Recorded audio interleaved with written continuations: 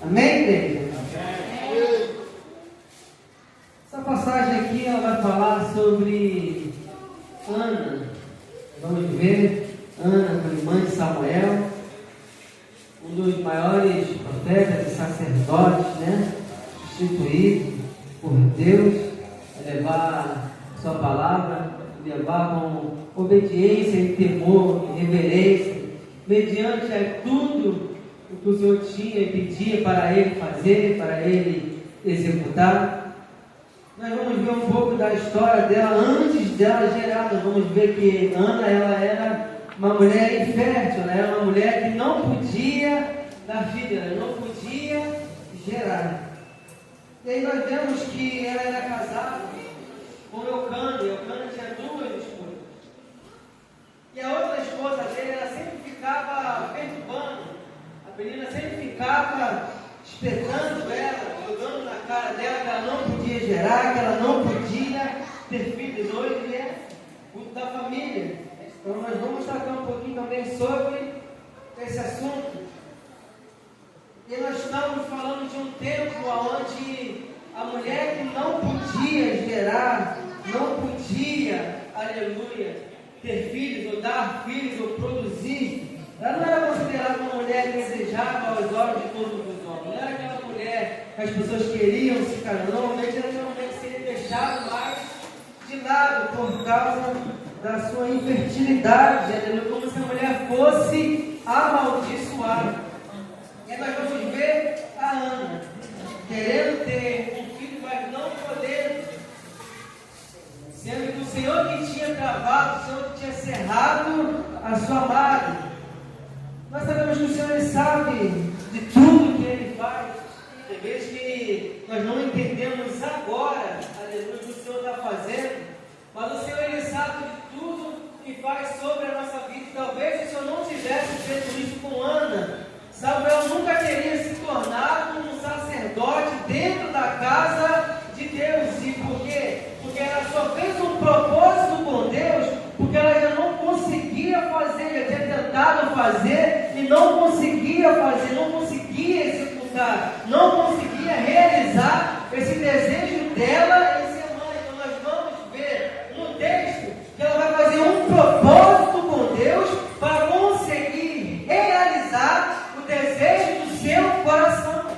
Então nós vamos entender que se Deus não tivesse talvez travado a madre dela por um momento, ela não queria fazer esse propósito de entregar um dos seus filhos, o primeiro filho, no altar do Senhor para seguir o caminho dele e ser guiado para ser um sacerdote para o povo de Israel.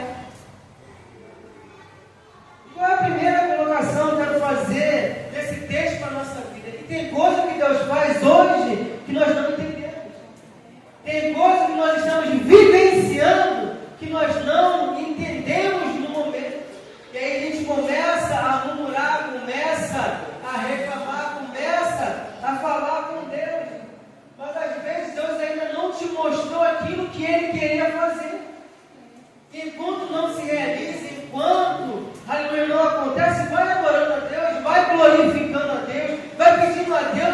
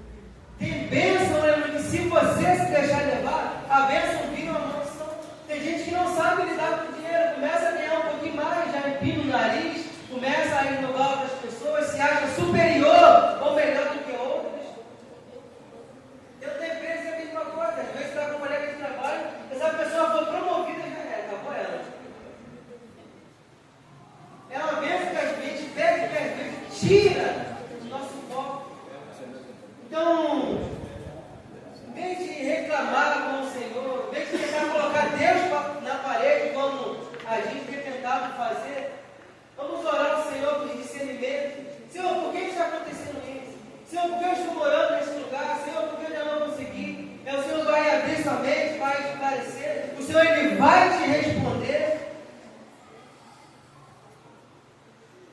E aí você vai ver as coisas de forma diferente. Vai suportar de forma diferente. E aí nós vamos ver, aleluia, que a Ana, ela estava passando por esse momento, ela estava tentando realizar um sonho, querendo realizar um sonho, mas não conseguia, já tinha passado da capacidade dela. E aí nós vamos ver no versículo de número 8, eu quero dizendo para ela: Ana, por que choras tu? E por que não comes? E por que teu coração está entristecido? Não sou eu melhor para ti do que 10 filhos? Irmão, você imagina essa situação. Ele é marido dela. Automaticamente ele sabia o que ela estava passando, porque no final da sua frase, ele vai dizer: não sou eu para ti melhor do que 10 filhos. Então ele sabia o motivo de ela estar chorando, de ela estar entristecida, angustiada. Só que você vê a diferença. Ele já tinha filho, ela não. Então automaticamente a dor desse problema não era dividida de igual a igual. Ela estava chorando porque não tinha um filho. Ele estava perguntando para ela: por que chora? Não sou eu para você melhor do que 10 filhos? Ou seja, algo que afetava ele, algo que afetava ela, não afetava ele. Algo que era ruim para ela, não era ruim para ele. Porque ele já tinha seus filhos. Então ele não sentia tanto igual a Ana sentia. E aí eu vejo aqui nesse lugar uma falta de união. E quando os dois não andam no mesmo propósito, o lar, ou lugar onde se convive, fica desregular. Quando os dois não andam na mesma direção, é isso que estava acontecendo. Ela tinha um desejo que para ele não era o mesmo desejo, não era o mesmo sonho, não compartilhavam a mesma vontade. A dor que afetava ela, não afetava ele. Eles não tinham o mesmo propósito. Não estavam andando na mesma direção. Tinha uma falta de união, uma falta de propósito de ambos para caminharem na mesma direção. Nós estamos falando sobre família. E quando se trata sobre família, nós vamos ver que se não tiver uma união, se o casal não tiver no mesmo propósito, a gente sabe que as coisas não fluem da maneira que Deus quer. Ele sabe. Imagina você num objetivo e a esposa com outro. Você num lugar e a sua esposa em outro. Eu falo porque eu e a Anali, no tempo, a gente já viveu assim. Eu ia para a igreja terça e quinta, ela ia quarta, sexta. A gente se vira, às vezes, sábado e domingo, morando na mesma casa. Deu certo? Como é que está certo? Como é que está certo? Eu ia culto de família, aleluia. E são coisas que nós temos que falar, porque às vezes tem pessoas dentro da mesma casa, vivendo junto, mas não compartilhando as mesmas experiências. A dor de um não afetando o outro. Que tipo de família é essa? Que tipo de lar é esse? Que tipo de ambiente é esse? Que afeta um e não afeta o outro. Que um está entristecido e o outro está feliz. Que tipo de lar é esse? Que falta de união é essa? É isso que estava acontecendo, aleluia, nesse relacionamento. E a gente sabe que se não tiver no mesmo propósito, não funciona. E quando estão no mesmo propósito, flui para dar mais certo. Porque quando está no mesmo propósito, quando está ruim, está os dois juntos, está um acolhendo o outro, um abraçando o outro, um apoiando o outro. Quando está ruim, com os dois no mesmo propósito, você sabe que pelo menos tem alguém no seu lado.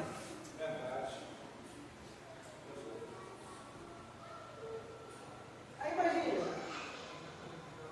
eu quero comprar um carro e ele está em casa.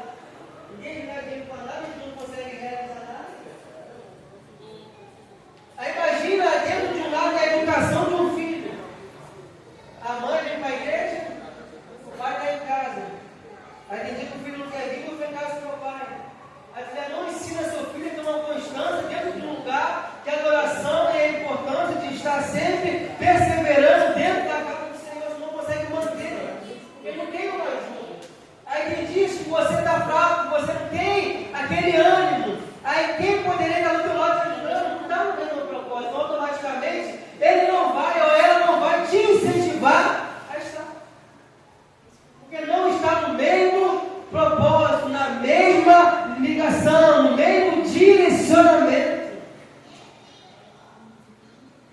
Você já viu a criação de um filho em que o pai tenta ensinar uma coisa e a mãe tenta ensinar outra? Se os dois não conversarem longe do filho, como vão fazer para educar, como vão fazer se acontecer alguma coisa, como é que eles vão se comportar na frente dele? O pai repreende, aí a mãe fala, não, deixa ele. Aí a mãe repreende, aí o pai vem, cara, meu filho. Porque não estão no mesmo propósito, na mesma ligação. Aí tu imagina a criação dessa criança, sabendo que se ele fizer besteira com o pai, é só ele para a mãe. Se ele fizer errar com a mãe, é só ele ir para o pai. Porque os dois não vão estar na mesma ligação. Então olha a importância da ligação, da união dentro de um lar. E muitas das vezes está faltando dentro das nossas casas. Eu estava vendo, fazendo um estudo por esses dias sobre o casamento. Aí o pastor estava ensinando, ele estava falando que a maioria das pessoas hoje em dia não casam para ter um lar. Dentro da igreja cristã. E quando ele falou, até me espantei. Ele falou que quando a pessoa normalmente casa dentro da igreja, não é para construir um lar. A maioria das vezes é pela pressa de poder conseguir se relacionar com a outra pessoa e não ficar no pecado. Então você pode esquecer, ajuda rápido para não consumir o pecado. Aí casa de qualquer maneira, casa sem alinhar pensamentos. Aí quando casa, aí depois que casa um tem um pensamento e outro tem outro. Depois que casa um tem um jeito, aleluia, e o outro não suporta. E a gente não vê isso por quê? A gente não foi instruído, não tentou se instruir, não perguntou, não pediu uma ajuda. E aí cria um lar bagunçado. E eu falo isso porque eu também fui assim. Não é assim que acontece? O jovem está namorando, não, tem casa nova. Varão do ministério arrumou uma varona, não, ele tem que casar nova. Para não pegar, para não ficar no erro. Essa é de fato a verdade, mas às vezes acontece, muitas vezes, sem um preparo. E aí vai criando lares bagunçados, que vão criando crianças despreparadas, desconfiguradas, para viver a realidade que tem lá fora. Então o que está faltando para nossas famílias? A união. Sentar dentro de casa com a esposa e alinhar é fácil, não é? O bispo sabe o que disse. Já chegou na cabeça comigo também. Às vezes tem que recorrer. Então o que está faltando para a nossa família? Chegar em casa e alinhar pensamentos. Se unir no mesmo propósito, estar na mesma ligação, debaixo, aleluia, da mesma vontade, porque essa é a vontade de Deus para a família cristã, para a família evangélica, estar no mesmo propósito, debaixo do mesmo pensamento, lutando pelos mesmos objetivos. Então o que nós devemos fazer? Conversar, alinhar pensamento. E aí você vai ver que essa família vai viver de forma melhor. Vai viver de forma mais agradável.